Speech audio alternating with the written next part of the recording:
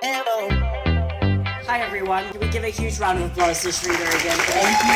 Fantastic showcase. My name is Shiva and I'm so excited to be here hosting this Q&A with you. And so if anyone has any questions afterwards, please feel free to share them. We've got a roving mic there.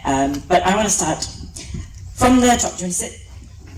Up to you. Do you want to sit? Do you stand? Where's comfortable for you? All right.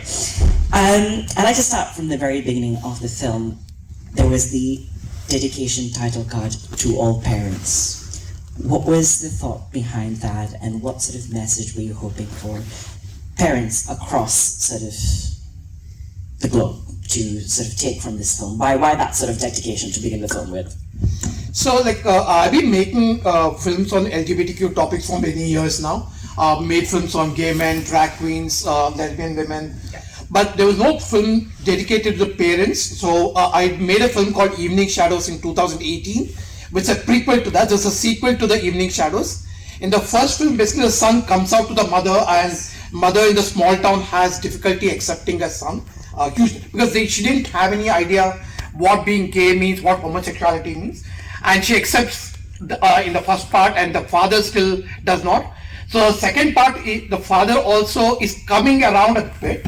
So it's not easy for parents to accept the children in India because of social stigma and also the patriarchy. So it's very problematic, but they're making an effort. Right now, after the 2018 reading down of Section 377, more children are coming out, more parents are accepting, because the whole idea of criminality has been removed, So this, I just felt that it needs to be dedicated to all the parents, because it's a challenge for parents to accept their children wherever they are. But I think even in London, in some pockets, it still would be a challenge for the parents, because they're stigmatized. They might accept the children themselves, but one of the relative comes up and says, what does gay mean? Yeah. And for them to explain what gay means is so complicated, because they themselves are not able to articulate it. Yeah. That's the reason it was dedicated that way. I think that's beautiful, because there's so much grace offered to the parents as well, in terms of having their own journey. Obviously, the queer characters have their own coming out journey and getting on their sort of experience with life. But coming out of the kids is also as much of a journey for the parents, in terms of accepting and getting sort of accustomed to that kind of lifestyle. And because it's a change for them as well, and how they socialize themselves. And also, when the child comes out of the closet, he pushes the parent into the closet. Especially in India, the parents are in the closet, and for them, it takes a longer time to come out of the closet. That's what we've been seeing that. Yeah. And the character of Vasudha, the mother, she sort of, in so many ways, is the backbone of the film, and is the voice of reason, is sort of the one with the learning that comes through. How much of that character is you, the Sridhar, the person, coming through that character? So, my mother's character, the Vasudha's character is pretty much molded on my mother's character in real life. And the film is also shot closer to my hometown. The first part was much more real, because mother is more like my mother, Vasudha. Here, she's grown a lot more. Yeah. She's coming out a lot more, and she's part of the Pride March. My mother has not marched in the Pride March yet, but she's been accepting of me and my partner. She stayed with us. Some of the sequences are something like the pasta and the pizza is very similar to my mother experiencing, because she has never eaten a pasta or a pizza in her hometown. Yeah. For her to experience that. I love that scene, because it shows the sort of the gap that you're trying to bridge between the two lifestyles. Right. So a lot of them modeled from my mother's character, but my father was not like this, of course. Myself and my father never had a conversation ever. He passed away before, but I think my mother told him that I'm gay, but he said things like that happen in the hostel life. He brushed it under the carpet as if it was nothing. Yeah. But we never had a conversation. But also the mother is modeled on many other parents. My partner's mother is a painter, so that aspect is taken from them. And also many parents, the Swikar, the Rainbow Parents group, which is shown in the film, they're a real group per se. Yeah. They've been helping parents come out of their closets. They're helping the parents navigate their son journey. In fact, Joyston is there, so Swikar parent group helped Joyston, so that's a huge thing. And they're really warriors. They are the real warriors right now. I want to touch on that, because that was one of my questions, because I recognize some of the people from Swikar Aruna, and I also recognize some people from the community that you've brought on, like Pradipta and stuff. how important was that, and what was that process in bringing in real people from the community, not only represented, but also part of sort of the fabric of the film's universe? How important was that to have that voice, that authentic voice from the community in the film? Yeah, we wanted to basically, it's a community project. Myself and my partner are from the community, and a lot of the other crew members are from the community. We want to also, not just behind the screen, but we want to have them in front of the screen. So the art teacher's character is being played by a real life transgender person. We could have cast anybody. We could have cast a cis male or a cis female person for the character. Rebecca was also an artist. She's like, that's her profession. So true to life. And it's beautiful to have a transgender person. Also, we want to just talk briefly about the issues that transgender people face on the terrace. Yeah. They talk about it. But it's a bit, maybe in London it's not relevant right now, these kind of conversations. But I think when we go to India, people don't know what who a trans man is. People don't know that lesbians face violence, So those are small aspects we want to touch upon in this film. And also it's so good to have all of us on the screen together, working together. That's the beauty of it. Yeah. And there's one line, this beautiful line that in the film, and I'm going to probably butcher it, but it was something about with rights comes responsibilities as well. So how do you, as a queer filmmaker, ensure those sensitivities around whether you've got a massive crew of cis people, of queer people who are all from different backgrounds? How do you ensure your film set is inclusive and you're running a project that adheres to those kinds of sensitivities in a very honest way? Yeah, we are very conscious of that. I would say we're not able to include all the crew members just being from the community, of course, because we also understand certain competencies and also certain relationship. We have been working with some of these, the DOP is a straight man, but we have been working with them. But our costume designer was queer, and many people in the crew were queer per se. But I think they don't all need to be queer, because I think we need people to be invited, so that is a learning opportunity for them, and 100%. And more so, I think since the main two of us, myself and Saagar, are queer, we take it for granted that is a queer unique person. But for me, making the film is as much a process of creating awareness on the set. Some of my earlier films, when I was making films in 2000 at that time, there was a complete silence because nobody had talked about them ever. So having two men kissing each other and the gaffer lighting up for that, and somebody playing that part just when the lighting is happening, those were moments which give me goosebumps still, because those are the moments when the sensitization happens, and somebody says, oh, I know about somebody like this in my hometown, or who's a neighbor, and the talk begins, and some kind of an understanding comes up about LGBTQ, because a lot of people on the set may not see the entire film, or see it much later. But during the filming process, it's a beautiful experience where you're creating some kind of a spark where the understanding about LGBTQ issues will come through for sure. 100%. It's a huge conversation starter, not just on set, but as a final product as well. As we all know, media has so much power in shaping minds and behaviors, and you touched on the regional specificity of the film, but I think the themes are still so universal and applicable anywhere. I want to jump into the music. The music's incredible, and you've got some big names there. You've got Vishal Bhardwaj, you've got Rekha Bhardwaj, you've got Shan. Talk to us about the process of bringing the music together, and also tell us when is it dropping on Spotify so we can actually listen to it properly.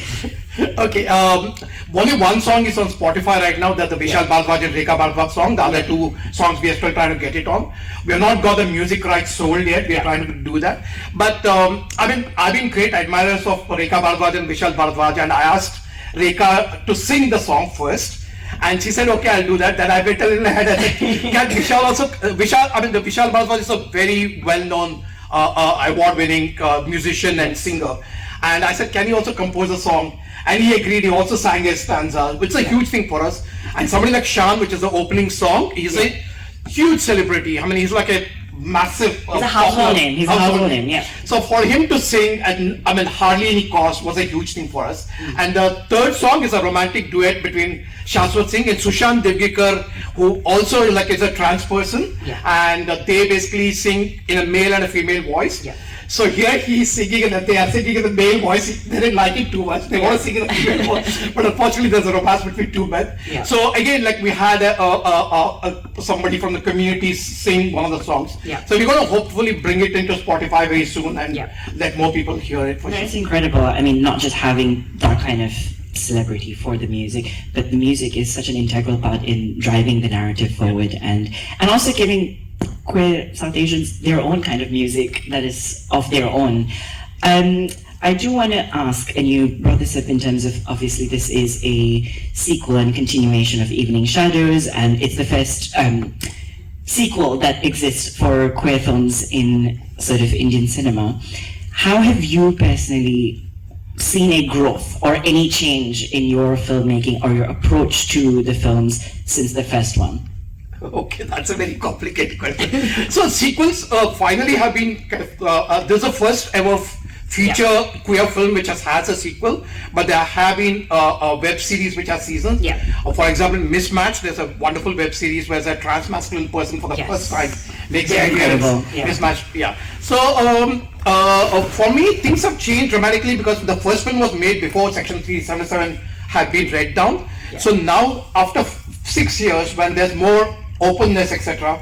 So we want to project that openness and go out of this whole crying and angst kind of scenario to more happiness and celebration, and that's what we want to show. And the previous film focused on the mother and son relationship. Here it focuses on the gay couple primarily, and of course the parents around them and the trans character around them. But we want to just make sure that, like, you can see, myself and my partner have been living for 30 years together. We just want to bring a slice of that, saying that we are happy. We are not crying every day. We are happy in our existence, and we have comfortable relationships around. We navigate life like anybody else. Like we cook pasta every day. So things like that. We want to bring this normalness of a gay couple. That's what I think things have changed dramatically in bigger cities. There's more acceptance of LGBTQ people, but when you go to tier 2 and tier 3 cities, when you see in the small cities less acceptance because everybody's making fun. What does gay mean? They're making fun of the father. They're making fun of it. But when it comes to cities, it's a little more accepting per se. So.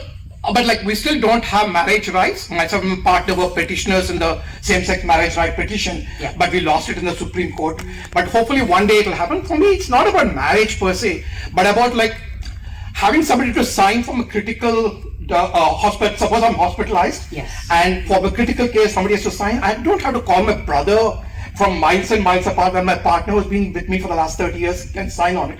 That is the kind of decisions the court should make or the legislature should make. We are praying for that. Hopefully it will happen soon.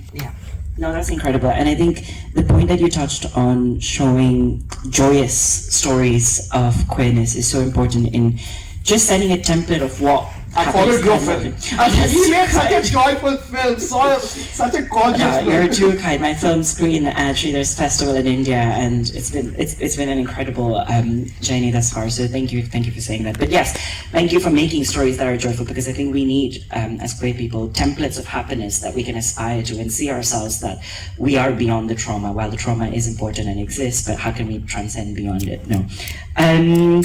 I've got one more question, and then we'll open it to everyone else.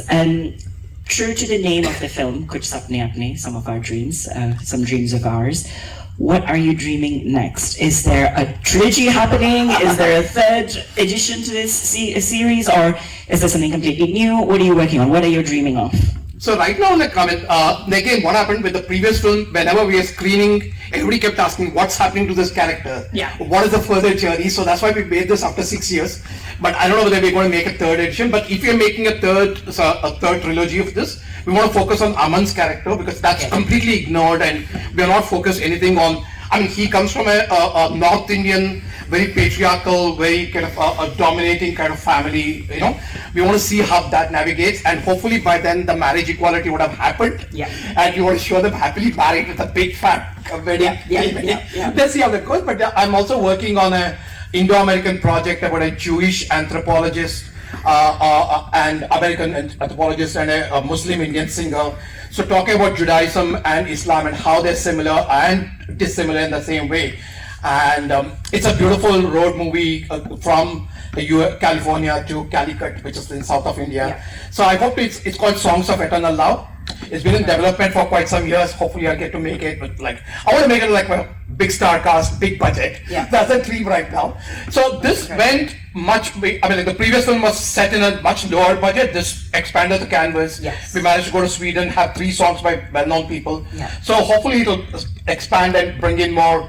I don't like to say mainstream appeal, but it's really important to have conversations which are far-reaching than just community focused, you know. Yeah. So that's the reason this film is more, I would say, broader in appeal. Yeah. That's what I would say. No, Yeah. not mainstream really. Yeah. We want to make more films which are broader in appeal and conversation starters in other places too.